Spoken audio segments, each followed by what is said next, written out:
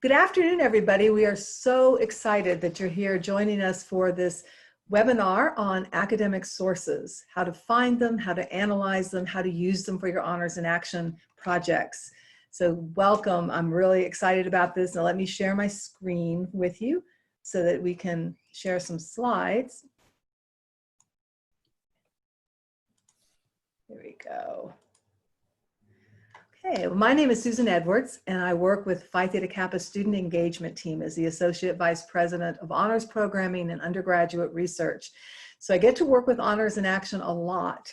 The other thing I get to do that's really very exciting for me is that I get to work with the Honors Program Council and the extraordinary people who serve on the council. And so I'd like to introduce 4 of those extraordinary people to you who are going to serve as panelists today and discuss academic sources with us. First, there's Dr. Rosie Banks. She's an English professor and advisor to the Mu Pi chapter at Harold Washington College in Chicago, Illinois, and she is the humanities representative to the Honors Program Council. Dr. Patty Hall is a child development professor and advisor to the Beta Zeta Nu chapter at Cañada College, an award-winning chapter. She is the career and technical representative to the Honors Program Council. Then we have Professor Rahul Kane, who's a biology professor and advisor to the Alpha Alpha Gamma chapter at Century College in Minnesota. And he is a STEM representative to the Honors Program Council. And last and certainly not least, we have Professor Laura Romer, who is a political science professor and advisor to the Chi Kappa chapter at Carl Sandburg College in Illinois. She is a service learning representative to the Honors Program Council. Just sort of sharing those titles with you doesn't tell the whole story of how incredibly intelligent and empathetic and hardworking Rosie and Patty and Rahul and Laura are, not just today, but every day, to make sure that you have this incredible honor study topic and all the ancillary materials that go along with the topic and honors in action and everything we're going to do today and for the next year. So you're in for a treat today. Let me talk a little bit about the honor study topic and just what to expect with this, just very briefly, because our topic is academic sources today. But you'll be using our 2020-2021 honor study topic to the 7th generation, inheritance and legacy. This topic was actually chosen 2 years ago, and we have 8 criteria that we use to select the topic. And it just seems like the perfect topic for the perfect time right now, even though these fabulous people are working 2 years out with the topic. And so we're really asking you to look at generations in a societal way, looking at what we have inherited as societies in the cultures and what we've inherited personally as part of those societies, and then what our legacies might be. There are interesting takes on the 7th generation. For some, it's to the 7th generation, so going 7 generations forward, about 175 years. For some, when you look at models of the 7th generation, we're in the middle of it. So we're looking back 3 generations and we're looking forward 3 generations. You can look at that as you look at the topic and the themes and how you're going to look at the very beginning of your honors study topic and your honors in action project. A couple of other things about it, as our panelists talk today about academic sources. Always remember it's the topic you're researching. So you're researching to the 7th generation, inheritance and legacy. There are 7 themes with this honor study topic. Those themes are lenses through which you look at inheritance and legacy to the 7th generation. So that's really important, because as you select your theme and you get into the research, it's very, very easy to just focus on the theme and forget that it's a lens to look at the greater topic. Now, we know that you might want to take a look at the Honors Program Guide. If you have a hard copy, that's great, but we have the URL posted on this slide, so you can take a look at the topic, and we'll try to point out some page numbers for you, because we have a lot about identifying and working with academic sources in the Honors Program Guide this time. Thanks to the Honors Program Council for doing that. So let's take a look now at how and why academic investigation is important to the Honors in Action process. And for that, we are going to go to Professor Laura Romer. All right. Hi, everybody. I hope you're all doing well today. I just want to talk to you a little bit conceptually about why academic research is important and about why using academic sources is crucial, not just to the Honors in Action process, but to you, I think, as scholars and up-and-coming academics in general. For starters, we want to make sure that you're basing your inquiry on sources that have some credibility associated with them, that have a depth and breadth of knowledge associated with them, and scholarly inquiry that went into making them. We're going to look a little bit more in depth when we move on to some of the other presenters today at what that looks like. But just as an overview, it's those scholarly sources that should inform everything else that you're doing. Now, a couple of things that I think are important to note here. Honors in Action is as much about the academic inquiry process as it is about the action component. I know action makes its way into the title, so we might want to get super excited about what are we going to do, what's our action component going to be.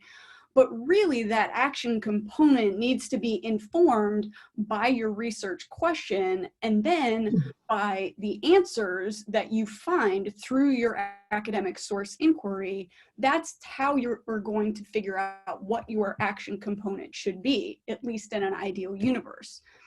So to do that, we want to make sure that we are looking at what are relevant to the topic types of sources, right? So are you looking at things that are directly related to your research question so that you're finding an answer to that question? Are you looking at research that has been done recently, right? So we want to find some things that are current and currently relevant. And then, do we have enough evidence? Do we have enough of an academic perspective once we get done collecting our research to be able to have an informed, multi-sided look at whatever it is we were looking at, right? So everything is tying back, as Susan mentioned just a few minutes ago, everything's tying back to the 7th generation, inheritance and legacy in this case, and then also to whatever one of your 7 themes, whichever one of your 7 themes that you've chosen. So your sources are all going to link back to those things. Now, in a day and age where we can all hop on to the internet and do a quick Google search and find all kinds of things about any number of subjects, our presentation today is geared to helping you understand why doing specifically academic research is important. It's good to do a Google search and to see what you can find out. But ideally, what you're going to end up with is a pile of sources that have that academic rigor associated with them. So again, as we move on, we're going to look at what does it mean for a source to be peer-reviewed? Why is that important? But at the end of the day, the big key here is that we are in fact looking to make sure that our sources meet those academic standards. Here's something for you to think about. How many of you, and I know there are some of you, how many of you read Consumer Reports before you go out and buy a hair dryer? Certainly, hopefully, before you're going out and buying a car, right? But if you are doing those types of research things before you're going out to purchase a product, I want you to try to think about looking at academic sources in the same way, right? We want, when we're answering our research question, we want to make sure that we are getting that gold standard of information. We want to make sure that whoever wrote whatever it is we're reading has some credentials, right? We want to check out and make sure that our academic work is the same level of research as maybe that Consumer Reports thing about your new hair dryer. If you're that concerned with looking at products and things like that, apply that same type of standard to your academic research. Now, lest you wonder how important academic research is to the Honors in Action process, remember that there are actually, and I have to get the number right, 34 points in the Honors in Action rubric that are set aside for the academic rigor and the academic research that you guys are putting in. Now, I know, and all of the rest of us know, that you guys want to do excellent, outstanding work because you're academics. But just as that kind of extra incentive, remember that that is also a part of the judging criteria for a completed Honors in Action project. Now, my colleagues, as we move along, are going to talk to you about the specifics of the academic inquiry process and how you can look for academic sources. So I'm going to hand it over to Rosie, who's going to begin that process.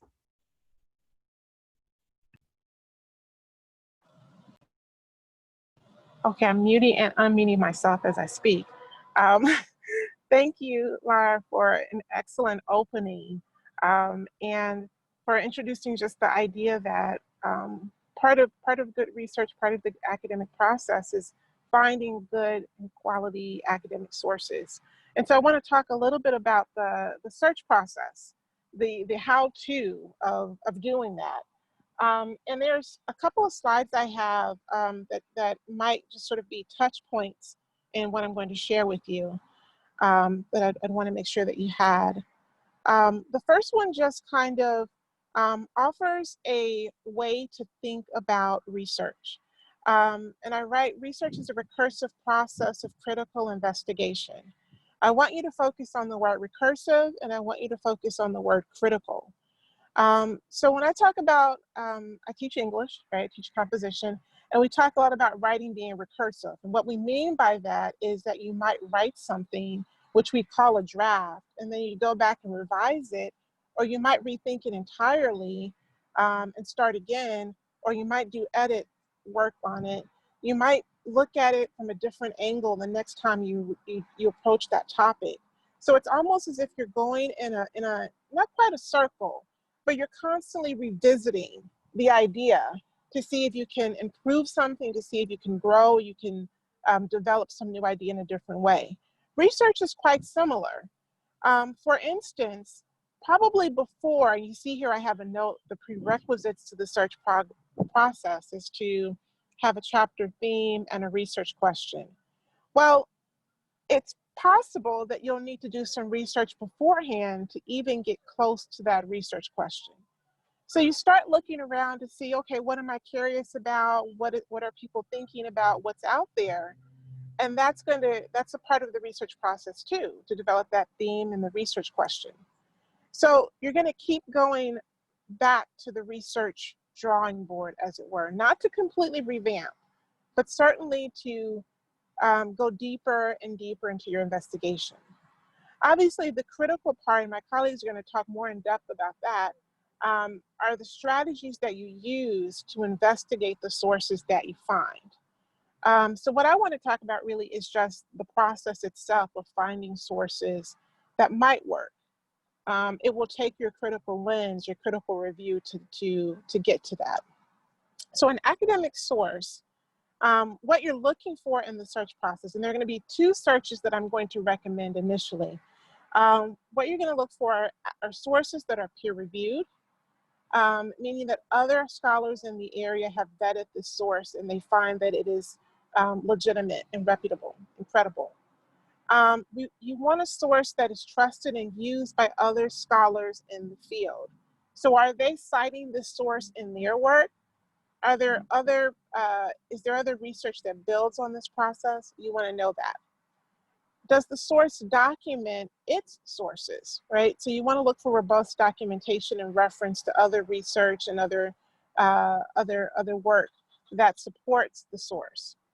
And the next one is sometimes challenging to gauge, but I definitely think that it's important to be aware of, and that's neutrality and capaciousness.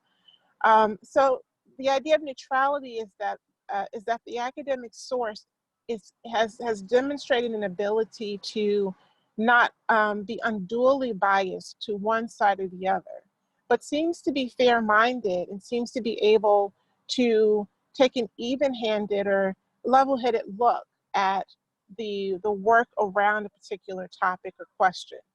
And by capaciousness, I mean that willingness to engage fairly, logically, rationally, with a variety of other thoughts in the course of doing research. So you're looking for that quality in the writing and in the exploration of the other sources that the academic source presents.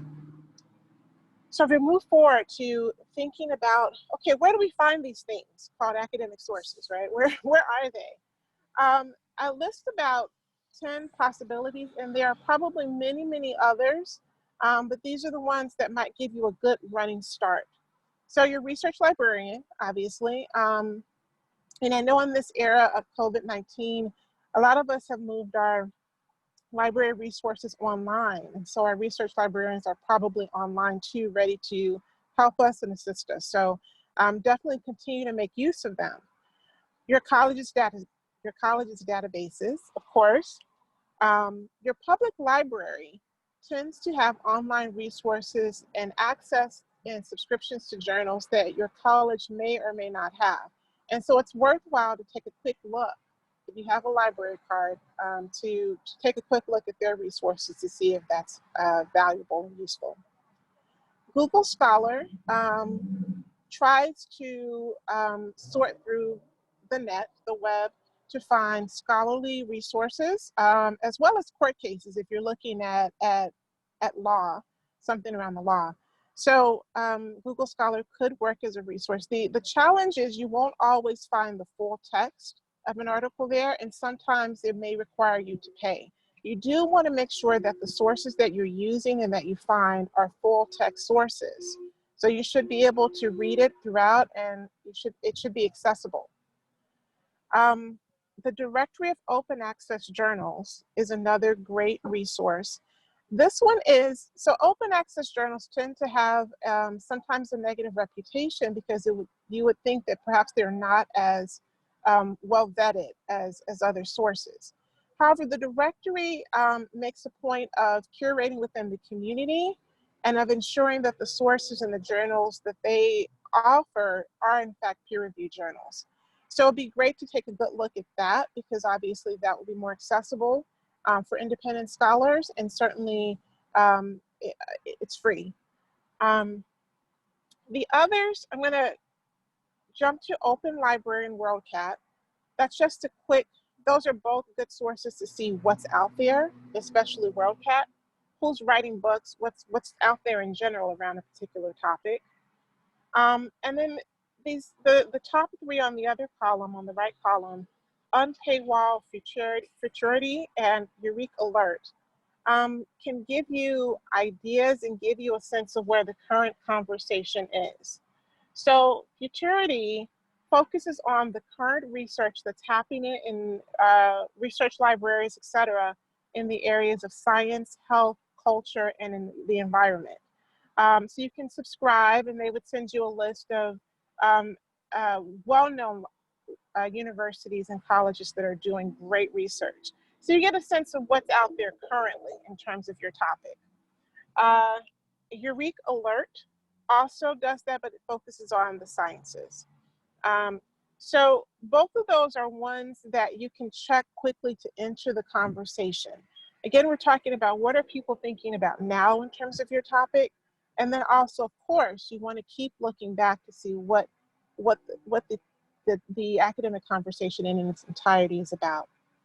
Unpaywall, if you're using Firefox or Google Chrome, offers you free access to a lot of journals that usually go by subscription. So it's a good source to check if you find a great article in a great journal, but turns out it needs a subscription. Check and see if you can find that same article through Unpaywall. So let's talk about the search process. And I want to make sure I'm not taking too much time. The first search is when you're thinking about the chapter's theme and your research question. You have those two. So now you're just doing a search to see what sources are out there that will give you a sense of the academic conversation that you are entering. As scholars, you're beginning to participate through this research in a process that many others have already gone through. And so you want to know what already has been said on some level. Are there theories or principles or laws that you should understand around this conversation?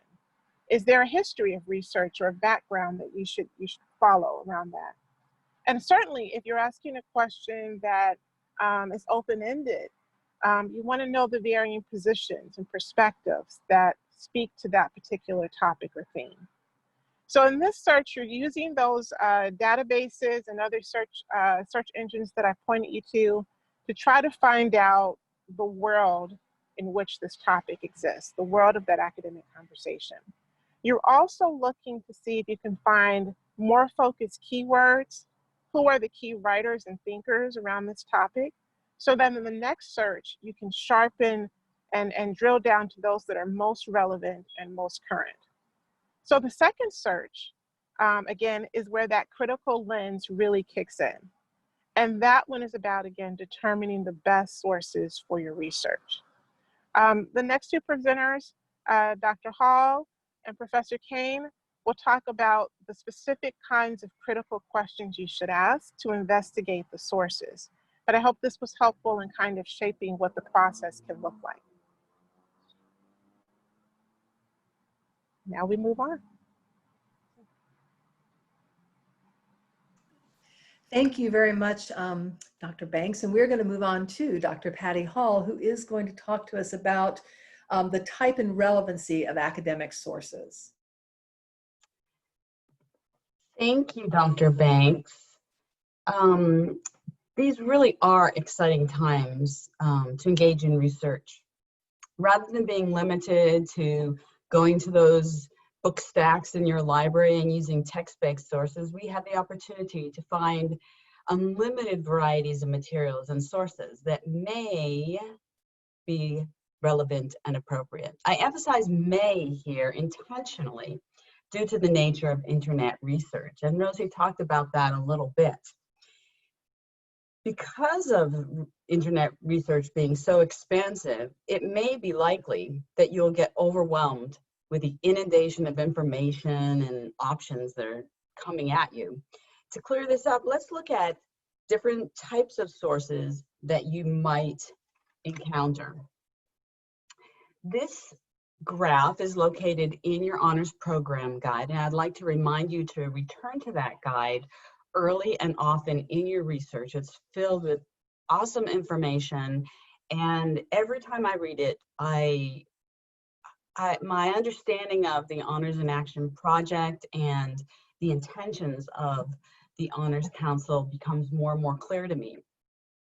So as described in that guide, there are these 5 types of research tools based on a multimodal system of communication. Multimodality is an important consideration, particularly in these times, because it supports linguistic, communicative, cultural, and technological diversity.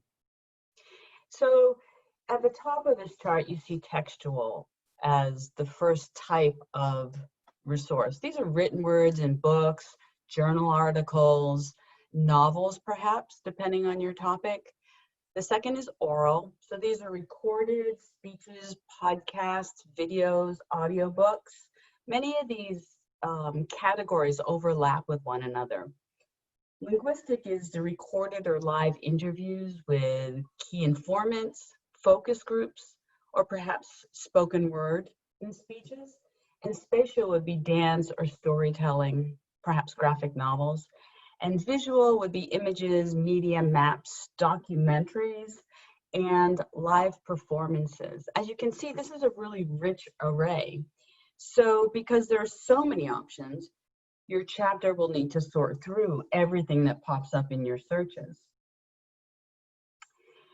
Peter Sonnegaard, head of research at Gartner Incorporated, a global research firm, reminds us that data is inherently dumb. It doesn't actually do anything unless you know how to use it and how to act with it. That's what Honors in Action is all about. There's an example of how to determine relevancy in the program guide, but I'd like to use an example from my chapter, Beta Zeta Nu.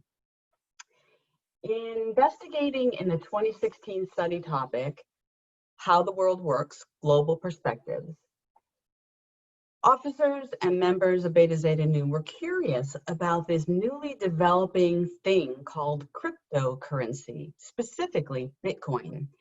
And they were interested in its potential to help communities and emerging economies, as well as students on our campus, as they interacted with their families back home in other countries.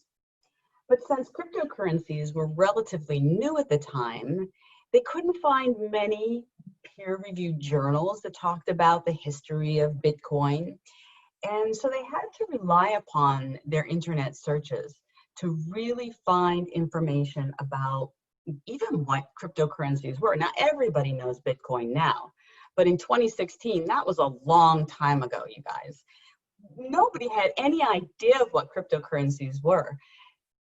Students went from faculty member to faculty member. They went to mathematics faculty members. They went to sociology faculty members, econ. Well, we had an econ faculty member who was curious, but he didn't really know what was going on either. So we did those original searches through Google search, and we used our librarian as a resource heavily. And we asked the questions that are identified in the guide. The first is this source relevant to the project? So there are a lot of things out there like blogs and opinion pieces, but there weren't that many original pieces of research on cryptocurrencies. So the students researched a broader topic. They pulled back a little from their topic and did research on the history of banking and monetary systems so that they could contextualize this new thing that was coming out, right? So while it was difficult for them to find original research on their specific question, they pulled back and they found lots of great peer-reviewed, authentic research on banking and monetary systems. And they also used journal articles on that as well. The second question is this source useful to the project? So going back to the question, does your source address your research question? Well, for this, they found many blogs and some TED Talks. The blogs were mainly opinion pieces. Some of them were actually marketing tools, so they weren't very useful. The TED Talks provided lots of information and opinion, and as they researched the people who were doing the TED Talks, they then found a couple of key informants that became critical to their project. In fact, one of the TED Talks introduced them to Wences Caceres, a Brazilian entrepreneur who had created the first Bitcoin wallet. What's a Bitcoin wallet? They had to figure out what a Bitcoin wallet was. Well, a Bitcoin wallet is a place that you can go, it's a digital place where you can buy and sell Bitcoin, because you can't just go to the bank with your Bitcoins. So they found this entrepreneur, and he just happened to have an office a couple of miles from campus. So he became a key informant, and they created a wide variety of questions. They got help from our researchers on campus. They built a wide variety of questions to ask him, and eventually invited him to come to campus to speak to students. So while the TED Talk and the blogs weren't academic sources, they led the students to academic sources. Lastly, it's important to trace all those materials back to their sources, and that's what they did. They found that the most valuable sources had many references at the end, and they were able to look then to those sources to find to move into their second round of research. And here's where I will turn it over to Rahul. Thanks. Thank you so much, Dr. Hall. I'm trying to share my screen here, Susan, but it is says host disabled attendee screen sharing. Excuse me, I didn't. I would never do that to Monkey, but I'm sitting there. If you will email me, Sure, I can do that right away here. I'll take care of that.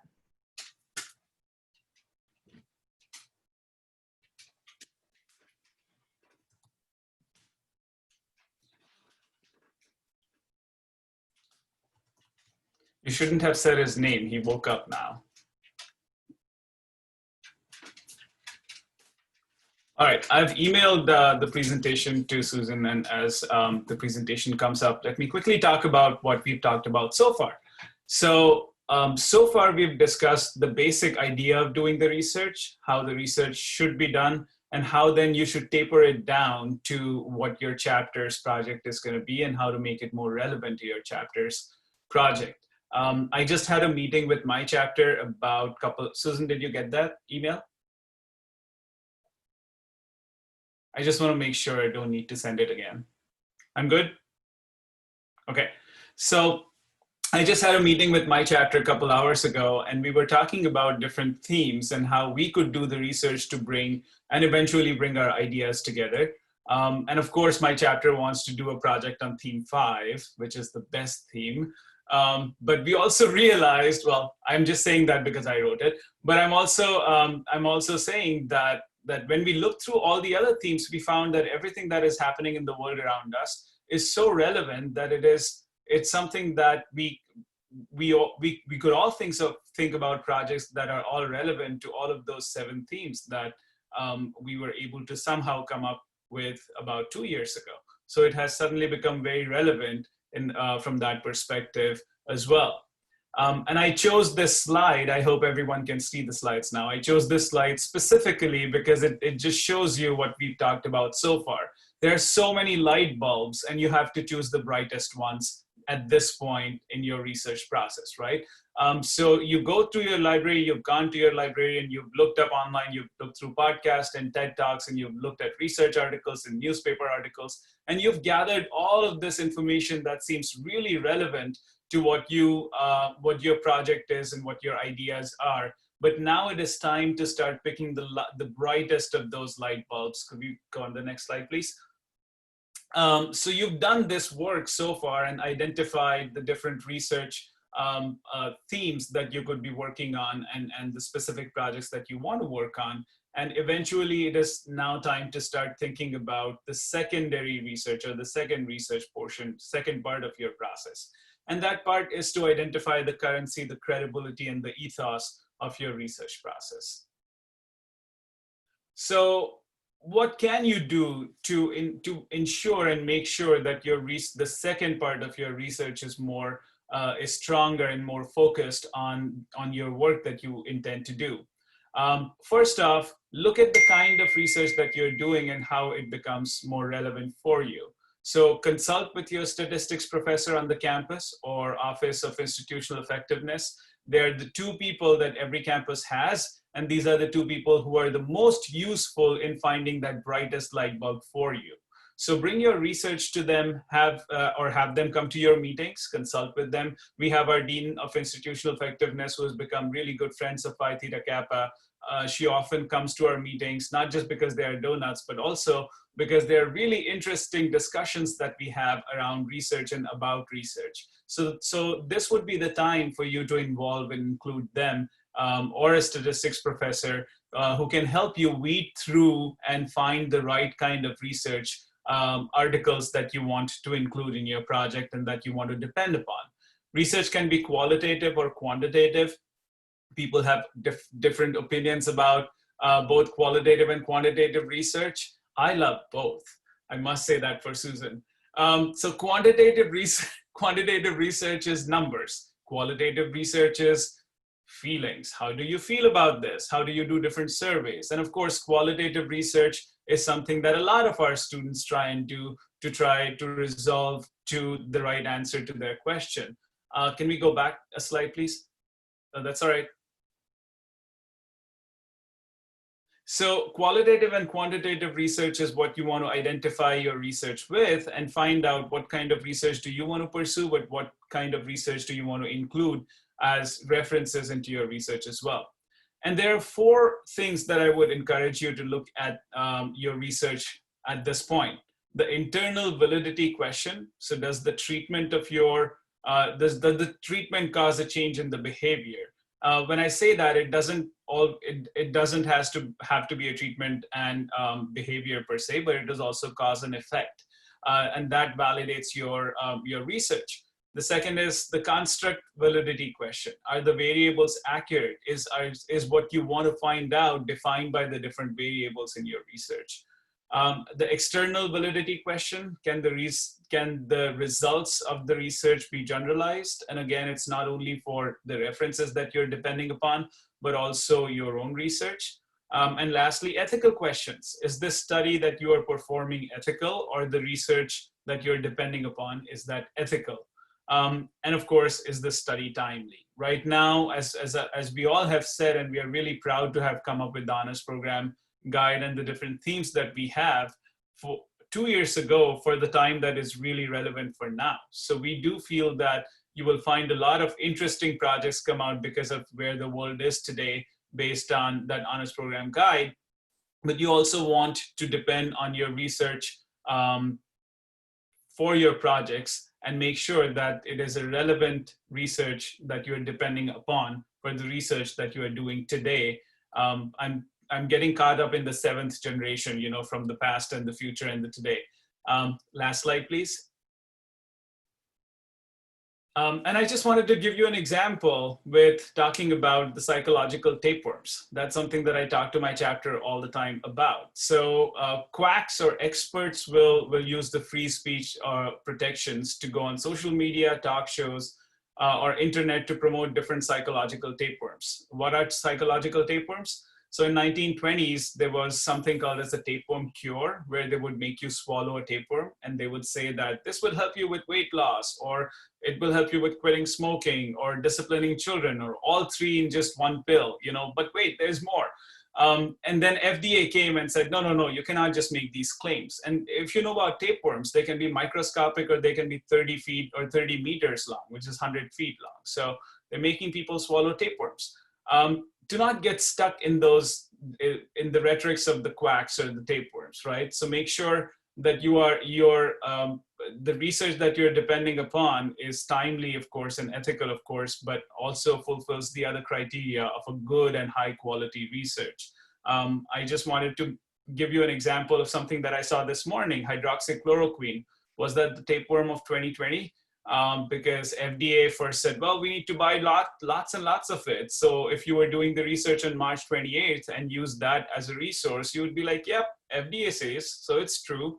But then if you open today's New York Times, on the front page, it says, nope, FDA has recalled all of that, and this study has been revoked. So being very relevant about the times that you're living in, and being very depending on the research and the source that it is coming from is very important for you.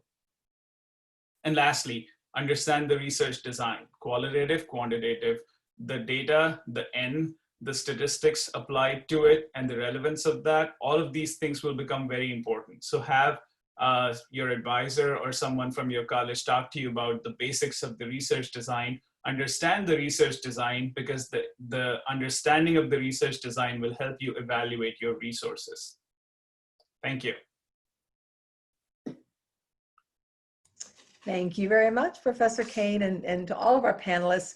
Just a couple of things that we recommend, because you've seen a lot of information about sources and finding them, and credibility, and why they're important to the Honors in Action process. It certainly is the foundation of Honors in Action. Academic research is where you want to begin with everything, no matter how much you think you know what your action should be. Because you've got to go there with the academic research, and what you think you might want to do may not be what's useful for your community and how you define it for honors and actions. We want you to take that very seriously. We recommend that you use a research journal, that you can take all of the things that panelists have talked about today and really start to write them down. I mean, if you're not the person in your chapter who wants to do that writing, find a couple of other people who will do that, and make sure more than one person is capturing the sources, what they say, how they relate to your research question, the conversations you've been through and talking about academic research. And let me say, include citations in that.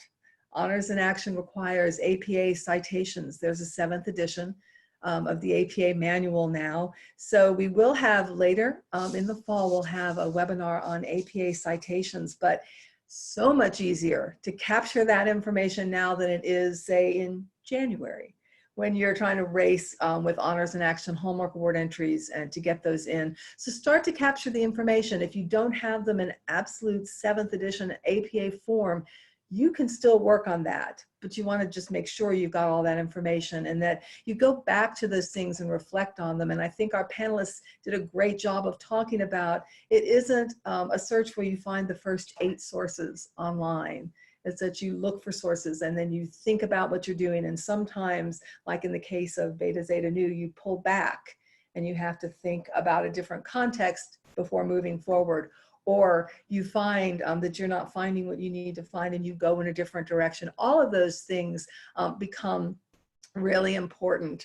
And so we want to answer questions for you. We wanted to leave enough time because we know people have questions about academic sources. We do have one comment from Dr. Blake Ellis that donuts are the key to academic research.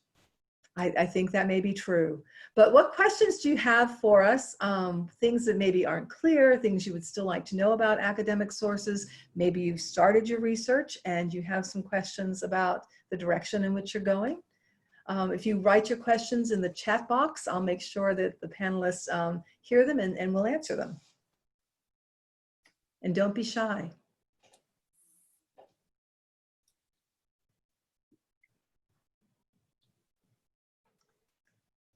All right, well, I'm gonna start and ask panelists, and you can all answer this. Patty, you talked about how your chapter really started its research and how you really sort of set that up with the chapter. How do the others of you do that? What do you have, an Honors in Action team? Do you have specific people looking at resources? How do you reflect? I don't know who wants to start. I think Rahul, you are unmuted, so maybe we'll start with you. Sure. So our meeting today was about that and how we wanted to proceed with it. And the dynamics of groups change constantly in our chapter as it does in every other chapter. And some people are keen and interested in doing that. I think the first step is, whether you're on campus or you're persistently and constantly on Zoom, is to invite your librarian and to have a basic 101 of how to find resources, where to find resources, that conversation with them. And from there, usually the ball starts rolling, at least for our chapter. Once you have the basic discussion, students start working. We've decided to share a common Office 365 file where people are going to start putting their ideas. Everyone is assigned to find 3 or 4 resources, come up with a couple project ideas from that, and start documenting it that way. So you have one place where everyone's work is being shared. That does 2 things. It allows for accountability to be established between the officers, and also it also helps you to keep everything together, the discussions relevant, reduces duplication of work for your chapter as well. Thank you, Hill. We do have a question from Kathleen Kane about how can you be certain that a source is peer-reviewed, such as a book or a website? How do you know that?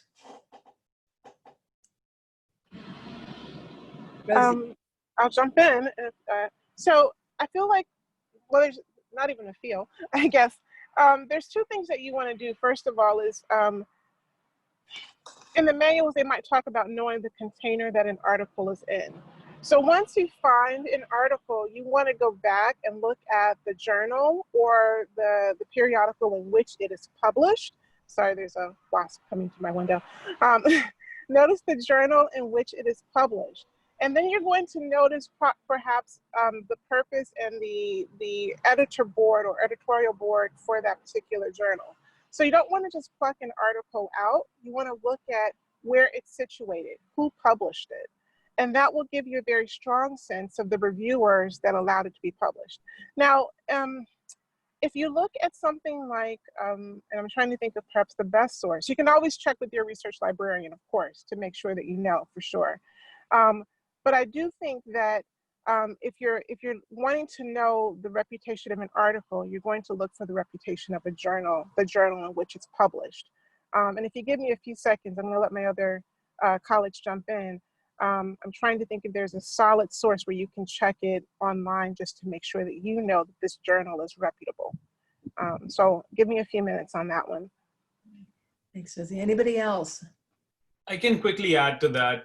The question specifically says peer-reviewed, such as books or websites, and books and websites are often not peer-reviewed. So you have to consider them as secondary sources, and books and websites will, if they are credible, they will often refer to a primary source, and it's always a good idea to go to that primary source. What books and websites often also do is they'll interpret the primary source with their way of thinking.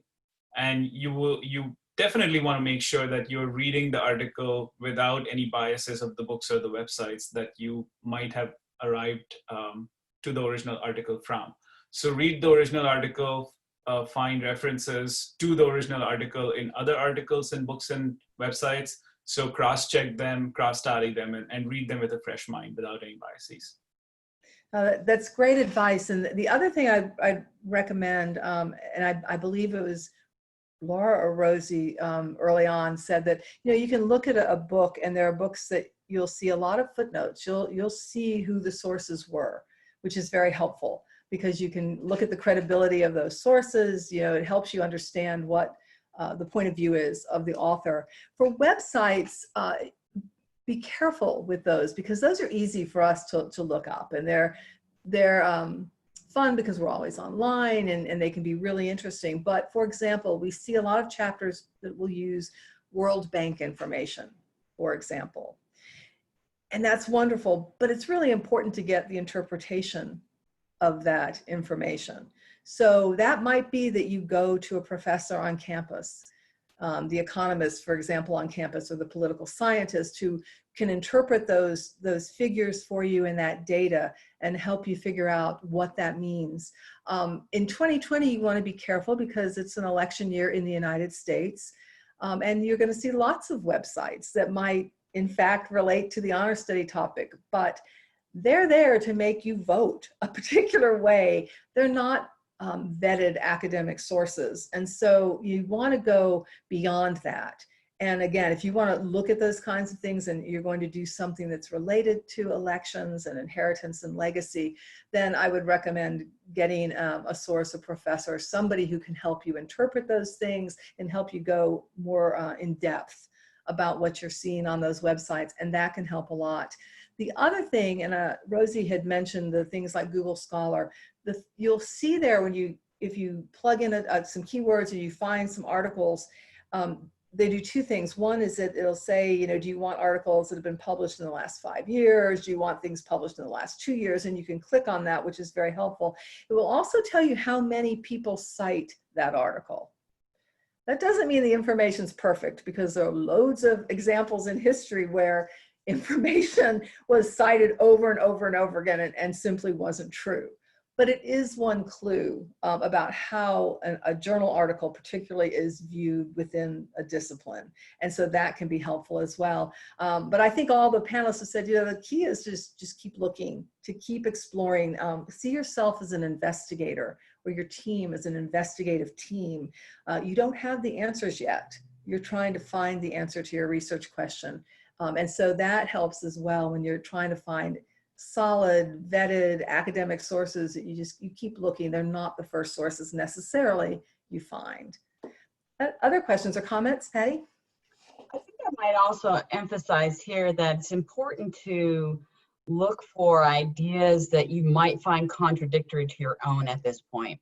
So, You're looking through your internet search, you're finding things that sound right to you, like, wow, this really answers my question the way I want my question answered.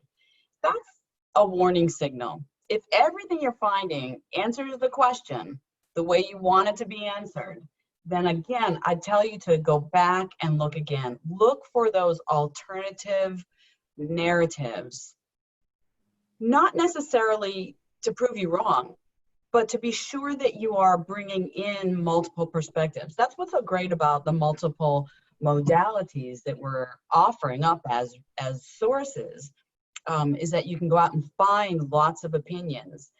Make sure you take those opinions, incorporate them into your conversation and your research conversation, and then drill down again to where did these things come from? Who else is talking about these things? And are they being researched by academics somewhere? And you know, most topics, I'd say, are being researched by academics somewhere, even if we're at the cutting edge of some of these things. And those are the most exciting things to research, is like something that's contemporary, current to you and the other students in the chapter.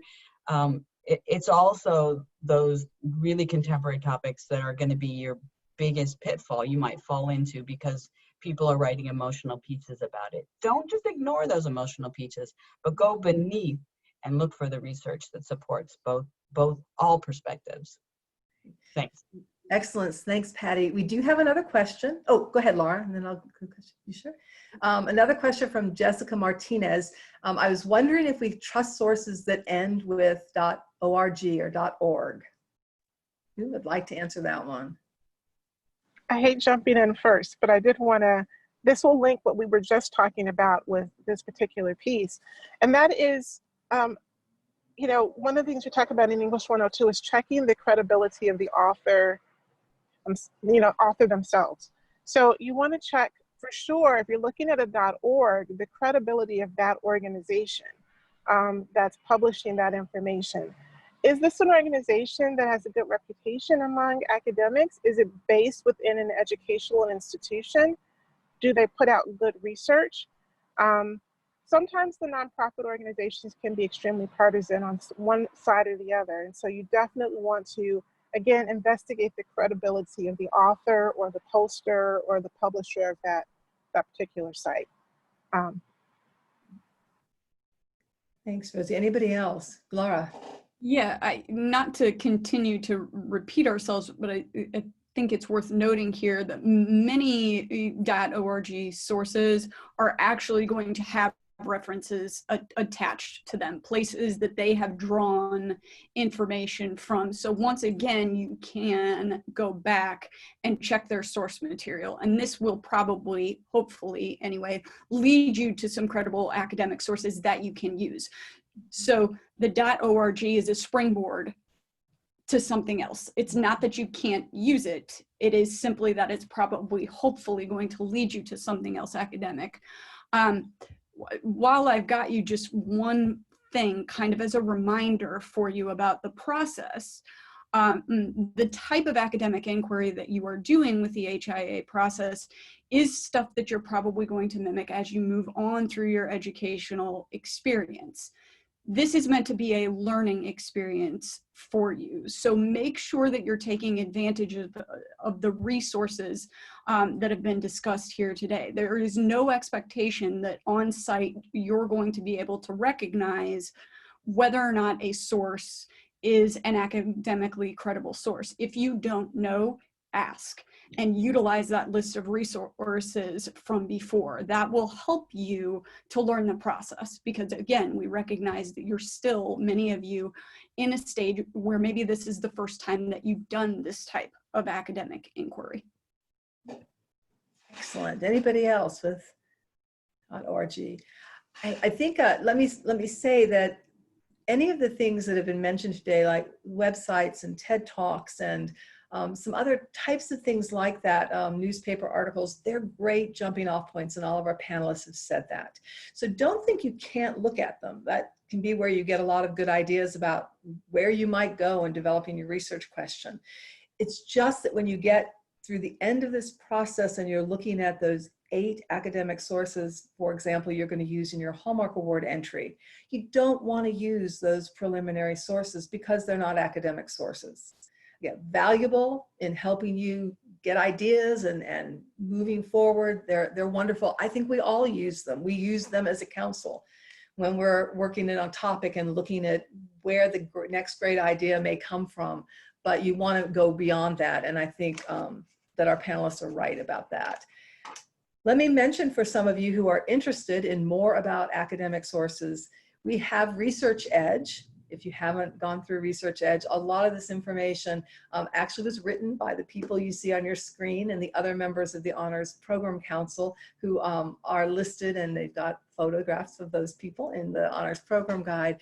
But Research Edge is one of the edges. You can go to my.ptk.org, getanedge.ptk.org and go through the course. It doesn't take a long time, and there's lots of valuable information, and you can go through and just check to make sure that you've got the ideas and you understand moving forward how you work with academic sources and how you find them and how you analyze them. And I think that will help a lot. So, and it's geared toward honors and action. So while you can use it for your courses and you can use it for your careers going forward, there's lots of good information. It will really help with honors and action. And I recommend that at least for some members of your team, if not all members of your team, going through that. There are other resources online. Let me share my screen again. Let's see, I can find sharing my screen. There it is. We have some other resources as well. Okay, we've mentioned the Honors Program Guide. We recommend looking at the Honors in Action Planning and Judging rubric. Part of that is in the Honors Program Guide, so you can take a look at it. But we also have that in the Hallmark Awards site if you want to look at the entire Planning and Judging rubric. It's important not because we want you to make sure that you get the highest possible score on your Honors in Action Hallmark Award entry, although that's always very nice when that happens, but because when you're planning a project, there's been a lot of thought that's gone into the Planning and Judging rubric and the steps that you can take, and it's really a nice roadmap for what needs to be in a really strong Honors in Action project that starts with academic research and investigation. And you'll see, I believe Laura had mentioned this, that a lot of points are assigned to academic investigation, and there's a reason for that. It's the foundation of Honors in Action. We have an academic sources guide online with the Honors Program Guide. So we recommend that you take a look at that. It talks again about what we talked about today and what is a credible academic source. We have a guide to developing a research question that's in the guide itself, and it's online in the helpful resources. So we're happy about that. We also have we have a film list, and we have a bibliography, I can't talk, a bibliography online that you might check out. That's another place to find some credible sources as you're moving forward on topics that might interest you. So we recommend that. And then we have an Honors in Action workbook. So if you're still not really sure about, where to start with this academic research, take a look at the workbook. It will help you as you move through the process, and particularly at the beginning of this process, to work as a team and to get started if you have not done that. And then I mentioned Research Edge that we have for you. So we don't want this to be mystifying. We really, really want you to find the resources you need, and we are all certainly welcome or happy to answer questions as you've got those as well. If you didn't have a chance to take a look at the slides and write things down, no worries. We're going to have a recording of this, and we will send the PowerPoint slides to you as well. So you'll have this information and the URLs to find our sources for you. Let's see, and we have one more. Okay, this is from Dr. Rosie. One way to check an author's credibility is to search for the publications and their affiliation with an educational institution. So that is another tip for you. We just have a minute left. Anything for the good of the whole, panelists, that you would like for people to remember as they head out to begin their academic research or restart their academic research? Patty, I see you are unmuted, so I'm going to assume that. I say have fun, use your creativity. This is a really creative process. Have fun, share with each other. This is a fortunate opportunity for you to do research with other people. It's a great opportunity to learn. Thank you. And thank you to Dr. Patty Hall and to Dr. Rosie Banks, to Professor Laura Romer and Professor Rahul Kane and Monkey for being with us today and serving as panelists and serving on the Honors Program Council. Thank you to all of you for joining us today. We appreciate it, and we hope and wish that you have wonderful Honors in Action adventures. Take care.